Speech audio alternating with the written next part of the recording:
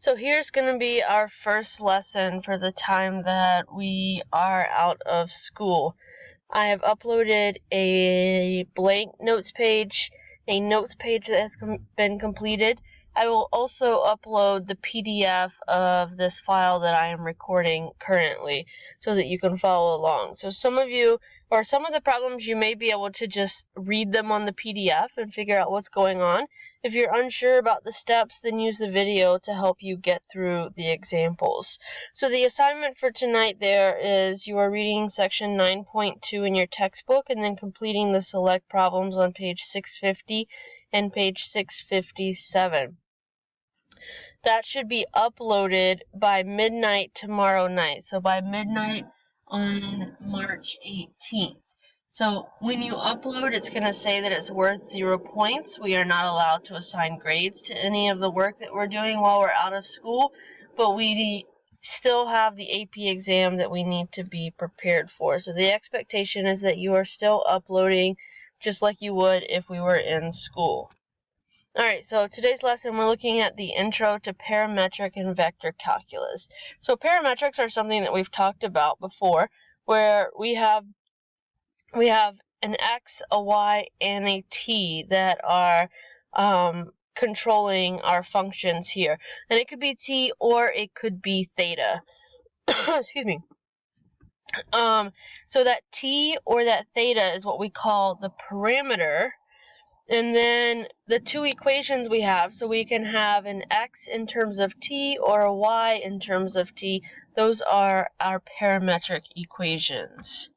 Alright, so looking at an example, it says without a calculator, make a table and sketch the curve. So what we're going to do is t is going to be our parameter, and that's going to be what determines our x and y. So what we're going to do is we are going to make kind of an xy table, except for now we have a t, an x, and a y. So I'm going to make a table.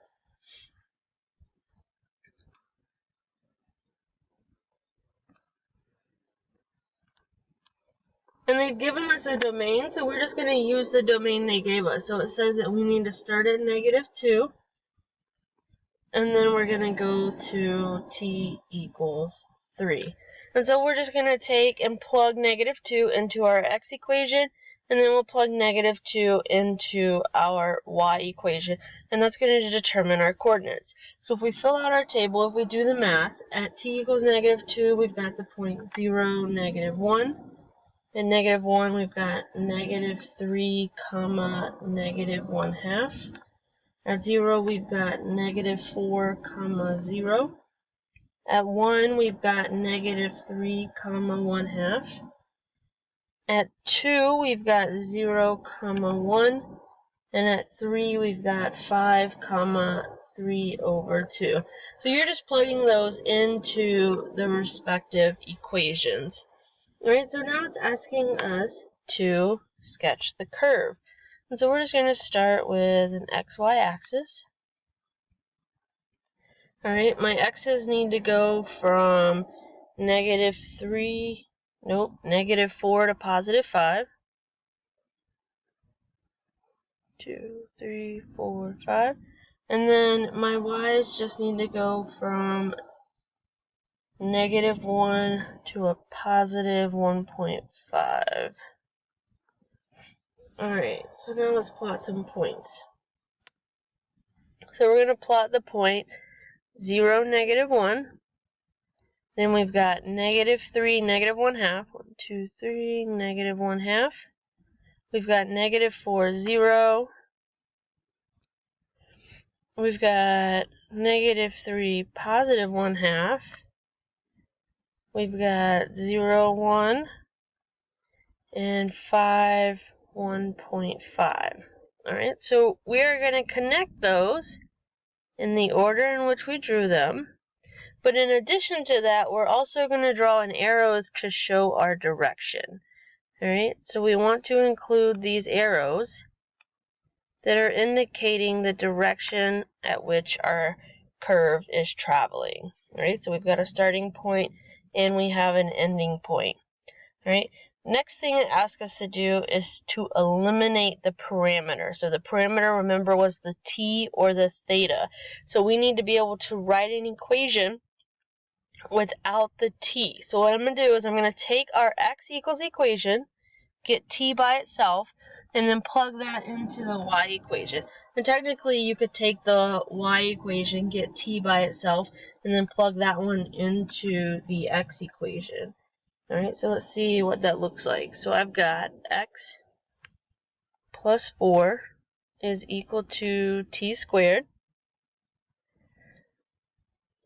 Then we're going to take the square root. Don't forget to take the plus and minus when you take the square root. So I've got t is equal to plus or minus square root of x plus 4. Now what I'm going to do is I'm going to substitute that into the y equation. So we've got y is equal to plus or minus square root of x plus 4, all divided by 2. Alright, so that is my equation without the parameter. It's asking us to verify on our calculator. So if you were to take and graph that function, making sure you graph both the positive and the negative, you would get the shape that we just graphed. Alright, at the bottom there, it's just asking us to graph a couple of other parameter equations and then see the relationship, see what's happening. Alright, you can actually change your calculator to parameter mode if you like, or you can just take and get rid of the parameter and then plug in. Alright, so the answer is down here at the bottom. It says, while rectangular equations on restricted intervals show the path, parametric equations show the path, the speed, and the direction. Alright, so parametric equations show us all of those things. Alright, example 2. We're going to do all of those same things, but with these new equations. First thing we need to be mindful of, they did not give us a restricted domain, so we need to pay attention to what the domain is. Right, 1, we know that we can't divide by 0, so we know t cannot equal -1, but then we also cannot take the square root of a negative number. So we know that t has to be greater than -1. Alright, so let's take and let's make a txy chart. So we've got t, x, and y. We're going to start at, so -1 doesn't work. Let's start at -1/2, just to have something that's close, and then let's go up from there. Alright, so I'm going to take 0. Now, because I have to take the square root of a number, what I want to do is, to make my math a little bit easier, let's pick values of t that will give us those perfect squares.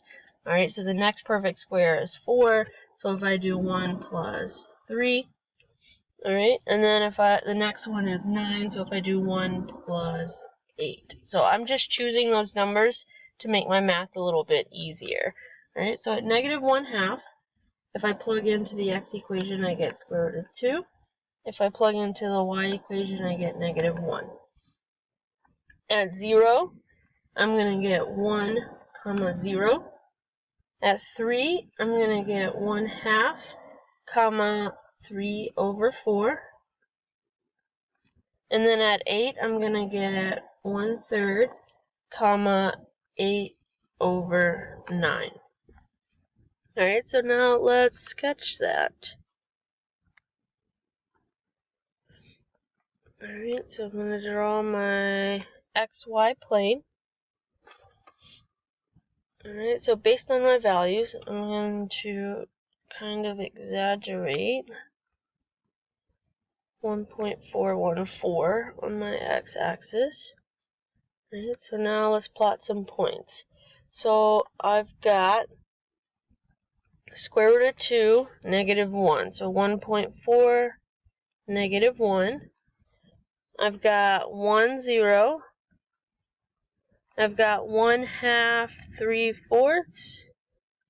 And then I have the point 1/3, 8/9. And so again, I'm going to trace in the order at which I drew those. And then I'm going to include arrows to show my path. Alright, so there's the first two things. Last, it asks us to get rid of the parameter. So I'm going to do the same thing I did before. I'm going to take my x equation, and I'm going to solve for t. And then I'm going to take that t value and plug into y. Alright, so for the x equation, first thing I'm going to do is square both sides. So we have x squared is equal to 1 over t plus 1. I'm going to multiply both sides by t plus 1. So I've got x squared, t plus 1 is equal to 1. I'm going to distribute the x squared. So I've got x squared t plus x squared is equal to 1. I'm going to subtract x squared and then divide by x squared. Alright, so there's my x equation solved for t. So now I'm going to take, and I'm going to substitute that into my y equation. So we've got y is equal to, so t is equal to 1 minus x squared over x squared. Excuse me, all of that divided by t plus 1. So 1 minus x squared over x squared plus 1. Now at this step, what we're going to do is we're going to multiply everything by x squared. So x squared over x squared, we're really just multiplying by 1. So my new equation here, I'm going to have 1 minus x squared on top. On bottom, I've got 1 minus x squared plus x squared. So this is just going to give me 0. And so what we're left with is y is equal to 1 minus x squared.